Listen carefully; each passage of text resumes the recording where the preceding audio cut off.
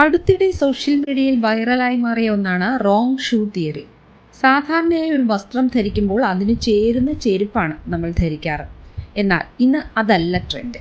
വസ്ത്രത്തിന് ഒട്ടും ചേരാത്ത ചെരുപ്പുകൾ. ഉദാഹരണത്തിന് സാരിയോടൊപ്പം ഷൂ, അല്ലെങ്കിൽ ഏതെങ്കിലും ഒരു വസ്ത്രത്തോടൊപ്പം ഒട്ടും യോജിക്കാത്ത ഒരു ചെരുപ്പ്. സോഷ്യൽ മീഡിയയിൽ തരംഗമായ ഈ ട്രെൻഡിനെയാണ് റോങ് ഷൂ തിയറി എന്ന് വിളിക്കുന്നത്. പ്രശസ്ത അമേരിക്കൻ സ്റ്റൈലിസ്റ്റായ അലിസൺ ബോൺസ്റ്റീനാണ് റോങ് ഷൂ തിയറിയുടെ ആശയം അവതരിപ്പിച്ചത്.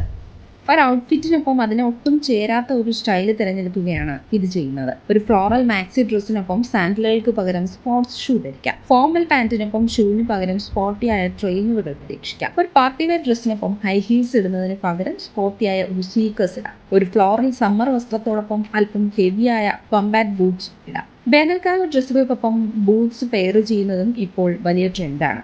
ന്യൂട്രൽ കളറിലുള്ള വസ്ത്രമാണെങ്കിൽ ഷൂസ് നല്ല ബ്രൈറ്റ് നിറത്തിലുള്ളതാണെങ്കിൽ ആകർഷകം.